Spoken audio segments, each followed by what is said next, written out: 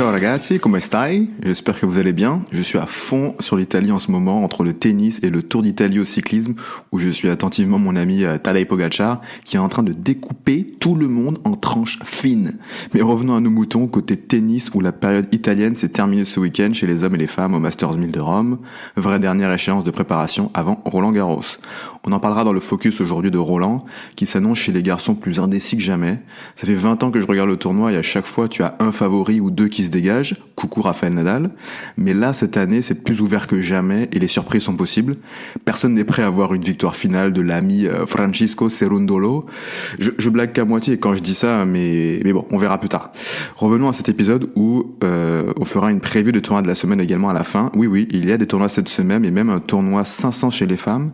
Je dis même car c'est assez rare qu'il y ait un tournoi relativement prestigieux à une semaine d'un grand chelem. Mais bien sûr, on commence par les tops et les flops de la semaine passée. En top, 2 Chiliens avec Nicolas Jarry pour commencer. Quel tournoi de fou. Finaliste à Rome, première fois de sa carrière d'ailleurs qu'il va en finale en Masters 1000. Il était chaud comme la braise en sortant notamment Tsitsipas en quart de finale. Il était 24e au classement la semaine dernière, il est 17e aujourd'hui. Le second Chilien qui était bouillant à Rome, c'est Alejandro Tabilo.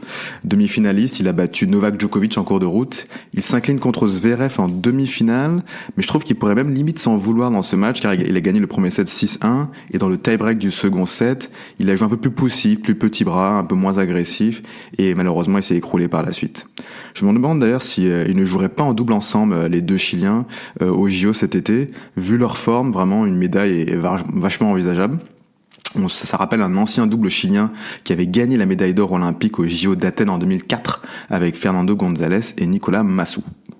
Chez les femmes, en top, Iga Swiatek, facile. Elle a fait le doublé après avoir gagné le Masters 1000 de Madrid il y a 10 jours. En finale, elle bat à nouveau Sabalenka. Le score est sévère au final car au début du second set, le match aurait pu basculer en faveur de Sabalenka, mais Swiatek a su serrer le jeu et se détacher pour finir le match. Côté flop, Novak Djokovic, qui a perdu lors de son deuxième match à Rome, vraiment pas suffisant. Pourtant, j'avais bien aimé son entrée en lice contre le Français Moutet.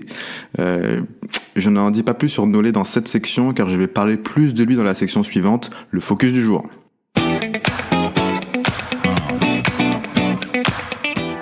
Dans ce focus, je vais me focaliser sur le tableau masculin de Roland-Garros, plus masculin que féminin, car chez les femmes, même s'il peut y avoir une surprise, j'ai quand même du mal à imaginer quelqu'un d'autre qu'une joueuse du top 4 s'imposer. On peut ajouter Danielle Collins aussi dans le mix. J'irai même un peu plus loin, la numéro 1 mondiale Iga Swiatek me rappelle vraiment la domination sur terre battue qu'avait Rafael Nadal. Elle a gagné 3 des 4 derniers Roland-Garros, elle marche sur l'eau depuis 3 semaines, elle vient de gagner Madrid et Rome. Bref, vous avez compris, elle sera la grandissime favorite à Paris.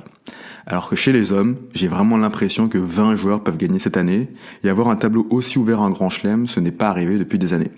Je vais passer en revue quelques joueurs phares du circuit et faire un bilan d'où ils en sont à quelques jours de Roland-Garros, et vous allez voir, j'ai au moins un gros doute sur tous les joueurs principaux.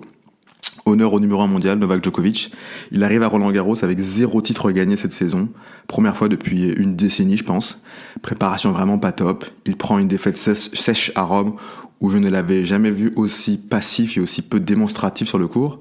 À noter la veille de son élimination, il avait reçu une bouteille d'eau, une gourde sur la tête. Alors c'est du sens propre, il a vraiment reçu une bouteille d'eau sur la tête d'un fan. Et je me demandais si ça n'avait pas eu des petites conséquences sur son match le lendemain. Il a passé des examens médicaux et apparemment tout va bien. Puis il y a quand même aussi ce flou important dans son staff technique. Premièrement, il n'a toujours pas de coach principal et on le voit que ça devient un souci, alors que moi-même sur cette chaîne, j'avais dit que seul lui pouvait faire sans entraîneur. Je vais peut-être devoir revoir ce point. Certes, il se connaît par cœur après tant d'années sur le circuit, mais c'est toujours bien d'avoir un œil extérieur d'un coach pour te dire les vraies choses. Ce que tu as besoin, enfin, ce que tu fais de bien, est-ce que tu fais de moins bien, est-ce qu'il faut améliorer. Deuxièmement, il s'est aussi séparé récemment de son préparateur physique de longue date. Ça aussi, ça joue. L'une des choses clés dans le sport de haut niveau, c'est la qualité, mais aussi la stabilité de ton staff, qui t'accompagne toute l'année. Là, en quelques mois, il a perdu son entraîneur et son préparateur physique. Alors, il n'est pas tout seul, il a encore des gens autour de lui qui l'accompagnent, mais en pleine saison, dans une année olympique, faire ces changements majeurs, c'est quand même un risque majuscule. Bref, je ne suis pas rassuré par Novak, et en plus, il peut perdre sa place de numéro 1 mondial à Roland au détriment de Yannick Sinner. D'ailleurs, ce dernier, vu son début de saison, je le voyais vraiment gagner Roland-Garros il y a encore un mois. Mais l'Italien est rattrapé par les blessures, sa hanche. Il a abandonné à Madrid et il a fait forfait à Rome. Il va peut-être faire forfait à Paris d'ailleurs, à Roland-Garros, au moment où j'enregistre ce podcast. Son abandon à Madrid était par précaution et j'avais trouvé cela malin. Il a senti une petite gêne à la hanche, il s'est dit bon, je vais m'octroyer quelques jours de repos et après ça va aller. C'est son forfait à Rome la semaine dernière qui m'a vraiment inquiété. Il est italien, c'est l'un des plus gros tournois en Italie de la saison, il est numéro 1 mondial, il a de beaux sponsors en Italie qui auraient mieux le voir jouer. Et là, je me suis dit, le fait qu'il fasse forfait, ça pue. Aux dernières nouvelles, il s'est entraîné donc toute la semaine dernière physiquement en piscine pour qu'il y ait moins d'impact sur sa hanche, mais il n'a pas beaucoup touché la raquette, il a repris l'entraînement que je crois il y a 48 heures. Et même si donc il va à Paris, sa préparation sera tronquée. Il n'a pas joué ou très peu depuis 2 semaines, donc j'ai un peu de mal à y croire qu'il soit à 100% à Paris. Paradoxalement, il pourrait faire forfait à Roland-Garros et devenir quand même numéro 1 mondial. Djokovic a tellement de points à défendre vu qu'il est tenant du titre qu'il doit aller au moins en finale, le Serbe, pour garder sa place de numéro 1 mondial. Et vu son niveau actuel, je ne miserais pas dessus. On passe à Rafael Nadal maintenant, le maître des lieux à Paris. Il a gagné le tournoi 73 fois, j'ai l'impression, mais il a longtemps été blessé et il est plus tout jeune. Lors de ces tournois de préparation, on a vu des flashs du grand Nadal, mais on a aussi vu du moins bon, du beaucoup moins bon. On ne sait pas au moment où j'enregistre cet épisode s'il sera présent à Roland-Garros, même si je pense qu'il y sera. D'ailleurs, j'ai des petites infos que ce soir à 17h, il a réservé le cours central, le Philippe Chatrier, pour s'entraîner. Donc voilà, ma théorie me dit qu'il sera vraiment, il jouera à Roland-Garros. Peut-être pas le grand Rafael Nadal, mais il jouera quand même. Cependant, ça me paraît quasi impossible de le voir gagner. Je dis quasi car on ne sait jamais, mais je ne mettrai pas d'argent dessus. Carlos Alcaraz. Préparation tronquée à cause de son avant-bras droit. Forfait à Monte-Carlo, puis Barcelone, puis Rome. On l'a aperçu à Madrid entre-temps, mais la douleur est là, je pense. Je ne sais pas à quoi m'attendre avec lui sur le plan physique. Joueur quand même très particulier, ce Alcaraz.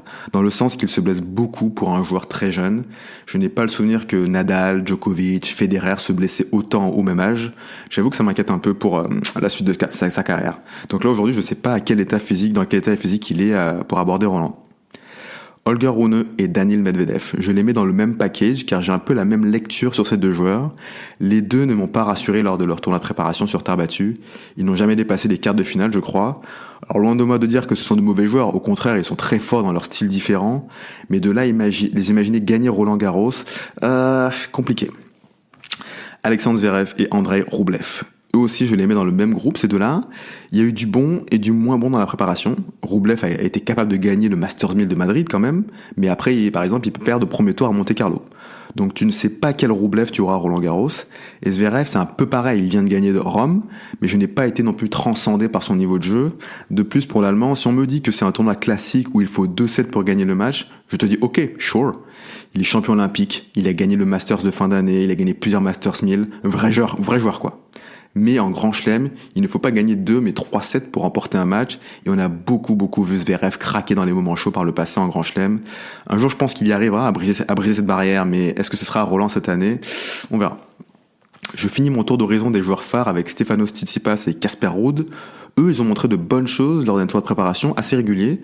Et c'est eux qui ont été vraiment les plus rassurants. Et en plus, ils ont déjà fait finale à Roland-Garros. Ils peuvent vraiment gagner Roland cette année. Mais on sait aussi qu'il peut y avoir une extinction des feux ou des fusibles qui sautent pour ces deux joueurs à tout moment.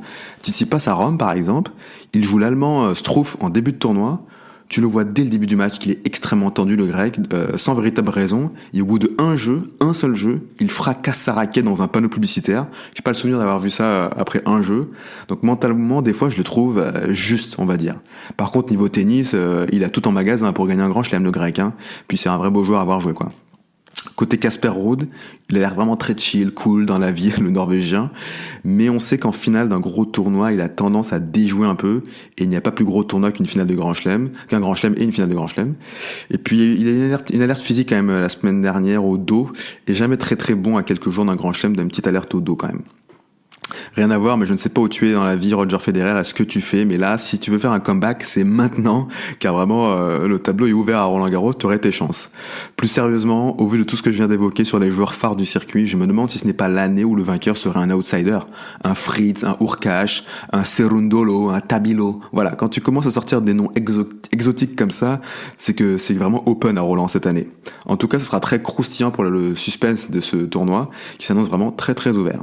Allez, maintenant on passe à la preview de la semaine. Officiellement, Roland-Garros commence dès aujourd'hui avec les qualifications. Le tableau final, lui, commence ce dimanche. À une semaine d'un grand tournoi, d'un grand chelem, peu de joueurs dans le haut du panier au classement, du haut du panier au classement, vont disputer un tournoi normalement. Ils préfèrent généralement peaufiner leur préparation pour le grand chelem à venir. Pour cela, ils arrivent généralement quelques jours avant pour prendre leur marque, s'entraîner quelques fois, les balles, le vent, ce genre de choses, quoi, pour prendre leur marque. Et donc généralement, ils arrivent le mardi ou le mercredi en amont du tournoi. Je dis tout ça, mais à la surprise générale, en tout cas à la mienne, Novak Djokovic s'aligne à Genève dans un tournoi 250 cette semaine. Alors j'ai pas le souvenir qu'un numéro 1 mondial fasse cela avant un grand chelem. Ça montre vraiment qu'il n'est pas rassuré et qu'il a besoin vraiment de retrouver du rythme. C'est une lame de rasoir vraiment à double tranchant de faire ça. S'il gagne le tournoi de Genève, car là il sera le méga favori de ce 250, alors il aura réussi ce mini pari, il aura engrangé des victoires et de la confiance pour Roland Garros. Côté négatif, s'il gagne le tournoi, la finale sera samedi 25 mai et son premier tour à Roland Garros devrait être le lundi 27. Ça lui laisse vraiment très très peu de temps pour récupérer et aucun temps pour s'habituer aux conditions de Roland. A contrario, s'il perd rapidement dans le tournoi, alors là pour moi il y a le feu total dans la maison. Et mentalement ça peut le mettre dans une position encore plus délicate et se dire non mais si je n'arrive pas à gagner de match à Genève, je ne vais pas en gagner à Roland. Donc à surveiller de très près cette semaine à Genève pour lui. En tout cas, gros coup pour l'organisation du tournoi d'avoir le Joker dans son tableau. Chez les femmes, on a un beau tournoi 500 à Strasbourg. Vu mon explication sur le fait que les gros joueurs vont arriver dans la semaine à Roland, je pensais voir peu de joueuses bien classées aller à Strasbourg, car enchaîner les deux tournois me paraît compliqué pour un top joueur. Mais il y a quand même un très beau tableau à Strasbourg. C'est quand même un tournoi 500. Et je vais miser sur la victoire finale sur l'américaine Danielle Collins. Et dernière info, côté homme, ce sera la dernière édition du tournoi de Lyon cette semaine, c'est un 250. Je dis dernière édition car ce tournoi de Lyon va disparaître du calendrier la saison prochaine malheureusement. Fils, le tenant du titre, n'est pas présent, le favori sera Hugo Humbert et je le vois s'imposer. Il avait fait l'impasse à Rome un peu blessé, Hugo Humbert, et j'espère qu'il ira mieux et que ça lui servira de tournoi de tremplin pour être prêt à Roland-Garros. On arrive au terme de cet épisode, vous pouvez suivre la chaîne sur X et vous se retrouver pour un prochain épisode lundi prochain où là on sera en plein Roland Garros. D'ailleurs je serai sur place ces prochains jours à Roland, voir des matchs et échanger avec de vieilles connaissances, j'ai vachement hâte quand même. Et donc sur ces mots doux, ciao, à la semaine prochaine.